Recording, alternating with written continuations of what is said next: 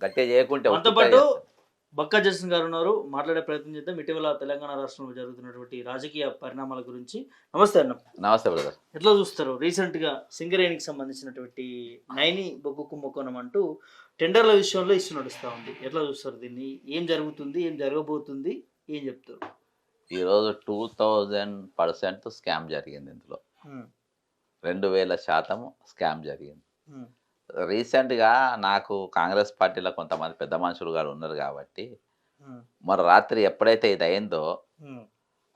దీని కాంప్రమైజ్ గురించి మాట్లాడనీకి మన మల్లు రవి గారు పోయిండ్రంట. హ్మ్. ఏబిఎన్ రాధాకృష్ణ గారి దగ్గరికి. హ్మ్. మరి ఏం జరగనప్పుడు, ఏం లేనప్పుడు మరి నువ్వెందుకు పోవాలక్కడికి?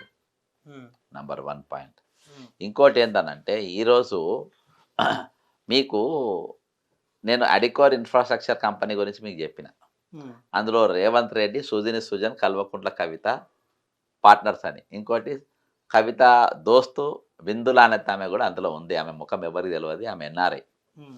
గతంలో నేను జెప్పిన మీకు. హ్మ్. కవిత రంగంలో దిగుతది. హ్మ్. దిగి సృజన్ అంటోడు చిన్న చాప అంటది. హ్మ్. సృజన్ అంటోడు చిన్న చాప అంటది. సృజన్ అంటోడు ఎవరికి తెలవనట్టుంటది. సృజన్ వీళ్ళ పార్ట్నర్. హ్మ్. ప్రెస్ మీట్ ఎవరు పెట్టిచ్చిండ్రు? రేవంత్ రెడ్డి పెట్టిండ్రు. హ్మ్. అవసరం లేకున్నా. మళ్ళా వాడిన పదాలు గూడా చాలా స్పష్టంగా, చాలా క్లారిటీతోని చెప్పుకున్నా. హ్మ్. ఈరోజు వాళ్ళు రేవంత్ రెడ్డి ఒక కంపెనీకి ఇప్పించుకుందామని, బట్టి ఇంకొక కంపెనీకి ఇప్పించుకుందామని, వీళ్ళు కొన్ని రూల్స్ అండ్ రెగ్యులేషన్స్ కూడా ఈరోజు సృజన్ అంటోడే తయారు చేసిందంట. హ్మ్. కొంతమంది కాంట్రాక్టర్లు ఫోన్‌లు చేసి, "నువ్వు ఇలా పాల్గొనొద్దని" గూడా వాళ్ళని బెదిరించిందంట. హ్మ్. ఇవన్నీ చాలా ఉన్నాయి కాబట్టి దీనికి సీబీఐ ఎంక్వైరీకి పోతే బాగుంటది. ఈరోజు బాజాప్తా హరీష్ రావు గారు లెటర్ పెట్టినట్టున్నారు. హ్మ్. నేనే ఎంక్వైరీ చేపిస్తా అని స్వాగతం పలికినట్టు బట్టి గారు చెప్పినట్టున్నారు. హ్మ్. ఈరోజు కిషన్ రెడ్డి గారు కూడా ఎంతవరకు సీబీఐ ఎంక్వైరీకి పోతారనేది నాకు డౌటే. హ్మ్. ఎందుకంటే ఆయన కూడా ఇందులో వీళ్ళతోని ములాఖాత్ అయ్యిండు. ఎవరు రూలింగ్ గవర్నమెంట్ ఉంటే వాళ్ళు తిట్టుకుంటారు పైకి గాని, హ్మ్. లోపల మాత్రము రేవంత్ రెడ్డి, బీజేపీ బాయ్ బాయ్ లెక్కనే హ్మ్. ఉన్నారు. కాబట్టి దీనిపైన సీబీఐ ఎంక్వైరీ అనేది చేస్తే 101% ఆ స్కామ్ జరిగిందనేది అందరికీ తెలుసు. అందులో వాళ్ళు పక్కాగా దొరికిపోతారు. హ్మ్. దానితోని విషయం అంతా బయటికొస్తది. హ్మ్. కానీ మీరు పైకి స్టేట్మెంట్‌ల వరకే ఇచ్చేసి, హ్మ్. మీరు లీకులు ఇచ్చుకుంటా, మీరు ఇది ఇచ్చుకుంటా, నా ఓన్‌కి వర్క్ వస్తలేదు కాబట్టి ఈరోజు మీడియాను కూడా 2 భాగాలుగా చేసిండ్రు. హ్మ్. ఆహ్, ఆహ్, మీడియాను కూడా డివైడ్ చేసినటువంటి పరిస్థితి. హ్మ్. ఈరోజు ఒక మీడియాకు మాకు రావాలని ఒక మీడియా, ఇంకో మీడియా మా మనిషికి రావాలని ఇంకో మీడియా, ఈళ్ళకి సంబంధించిన నెగెటివ్ స్టోరీస్ వాళ్ళు రాయడం, వాళ్ళకి సంబంధించిన నెగెటివ్ స్టోరీస్ వీళ్ళు రాయడం, హ్మ్. మళ్ళా ఈ మైక్ గొట్టాలు ఎక్కడ కూడా లగిచర్ల కాడ ఈ గొట్టాలు కనబడాయి. ఈరోజు హెచ్‌సియు భూములు అమ్ముకుంటుంటే గొట్టాలు కనబడాయి.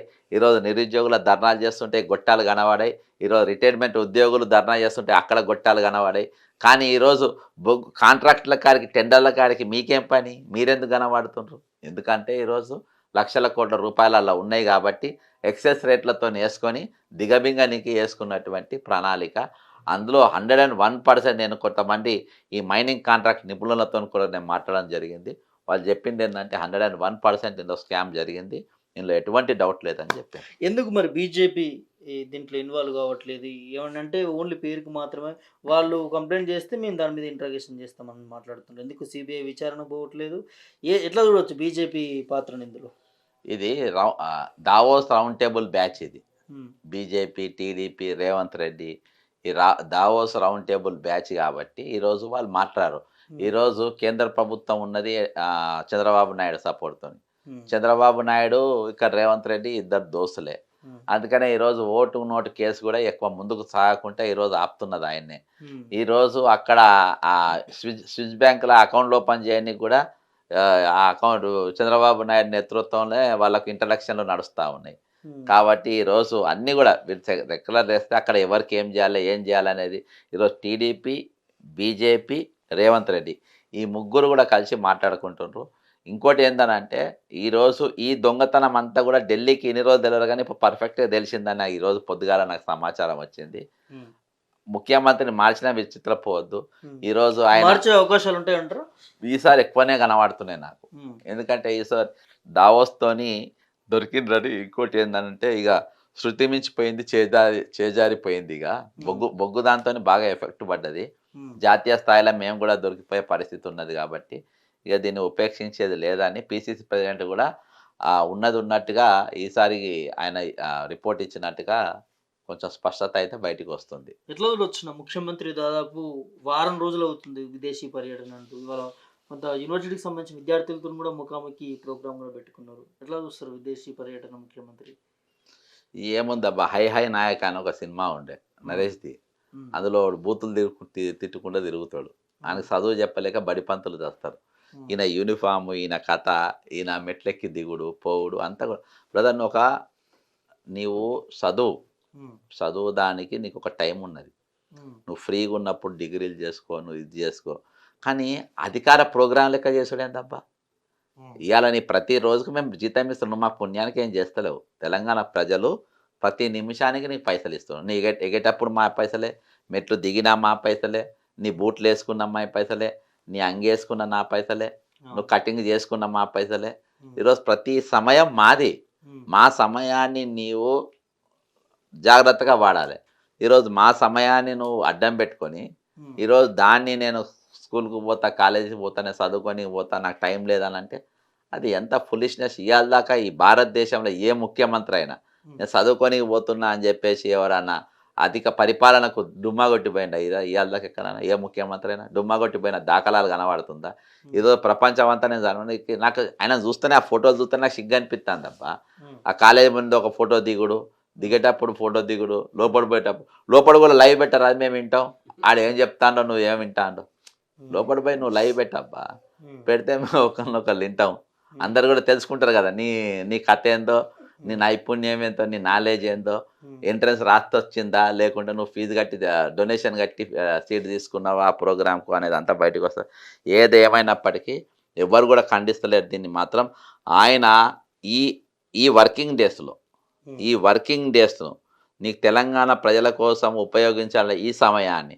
నీవు హార్వర్డ్ యూనివర్సిటీలో చదవనీకి పోయినా అని చెప్పేసి ఇప్పుడు అక్కడ విదేశీయుల చదువుందబ్బా! మహాత్మా గాంధీ చదివిండు, నెహ్రూ చదివిండు. వాళ్ళతో పాటు నేను కూడా చదవాలనే ఆశ నీకుంటే ఉండొచ్చు. హ్మ్. వాళ్ళు ఉద్యమం చేసుకుంటా ఉద్యమం మధ్యలో 5 రోజులు డుమ్మగట్టి పోయి అక్కడ చదువుకోలే వాళ్ళు. హ్మ్. వాళ్ళు చదువుకుంటప్పుడు చదువు అయిపోయిన తర్వాత వాళ్ళు ఇక్కడికొచ్చి ఉద్యమాలలో పాల్గొన్నారు. హ్మ్. నువ్వు అట్లా కాకుండా ఈరోజు మొత్తం అధికారానికి ప్రభుత్వానికి డుమ్మా కొట్టి కనబడకుండా పోయి ఈడ అన్ని కల్లాలు పెట్టించి, పంచాదులు పెట్టించి, నువ్వు హ్మ్. ఆడ పోయి నల్ల కోటు, నల్ల పాయింట్ ఏసుకొని, హ్మ్. కాలేజీలలో పోయి నువ్వు ఇట్లా చేస్తావు. దీన్ని శోచనీయము. దీన్ని తీవ్రంగా మేమైతే ఖండిస్తున్నాం. అంటే ముఖ్యమంత్రి లేని సమయంలో ఇక్కడ కొంతమంది మంత్రులు రహస్య భేటీ అయ్యారు రీసెంట్‌గా. ఎట్లా చూడొచ్చు? అంటే మంచిది. అవ్వడానికి వీలుంటుందా? లేపోతే అయితే మంచిదంటున్నా. అయ్యారా ఆల్రెడీ అహా! మహేష్ కుమార్ గౌడ్ మంచిదంటున్నా. దేనికి? అరే! యశ్వంత్ లంగగాడు ఏందబ్బా! ఈ పబ్లిక్ పని మన పరువు మొత్తం తీస్తుండు. హ్మ్. మన ఇజ్జత్ మానం తీస్తుండు. నీ హ్మ్. పోయి ఇసొంటోడిని ముఖ్యమంత్రి చేసిందేంది? హ్మ్.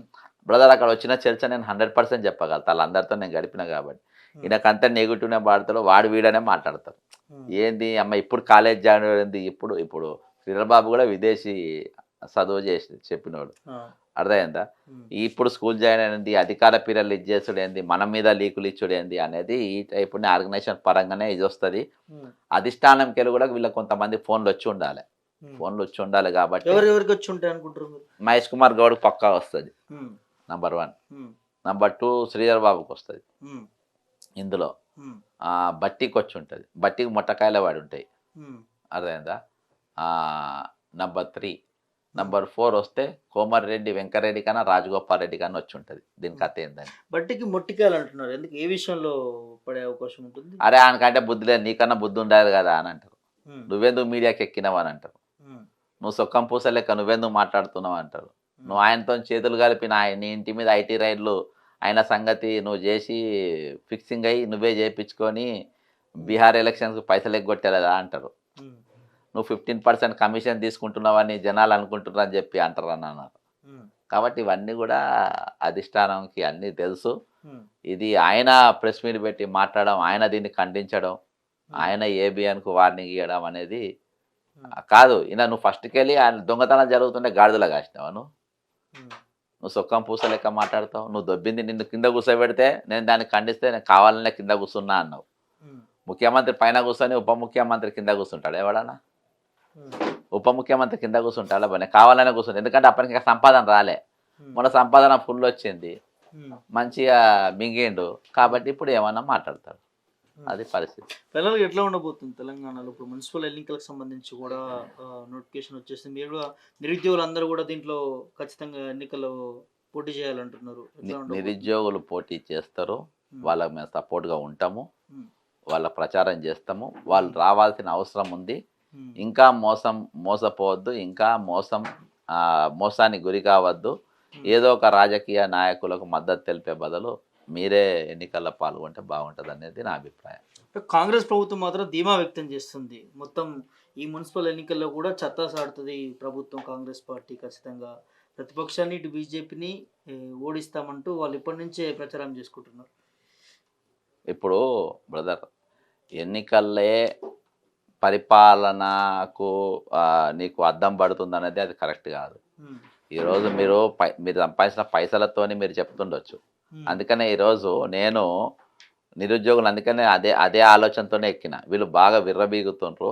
ఈరోజు నిరుద్యోగులు చాలా స్పష్టంగా చెప్పగలుగుతారు. మాకు ప్రియాంక గాంధీ మోసం చేసింది, రాహుల్ గాంధీ మోసం చేసింది. ఉమ్, మాకు ఇస్తాన 4000 నిరుద్యోగ భృతి ఇస్తామని మోసం చేసింది.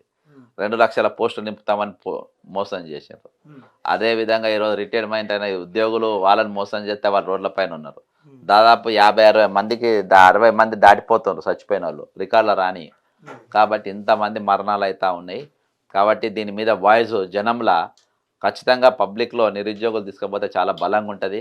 ఉమ్, కాంగ్రెస్ పార్టీ కూడా ఒత్తిడి అప్పుడు పెరుగుతుంది. లేకుంటే ఇన్స్టాల్మెంట్ బేసస్లా వాళ్ళు కోవర్లను దింపుతారు, ఓ 4 రోజులు నడిపిస్తారు. ఇవాళ నేను ప్రెస్ మీట్ పెట్టినా కదా, రేపు పొద్దుగాల ఏదో దుకాణం పెడతారు.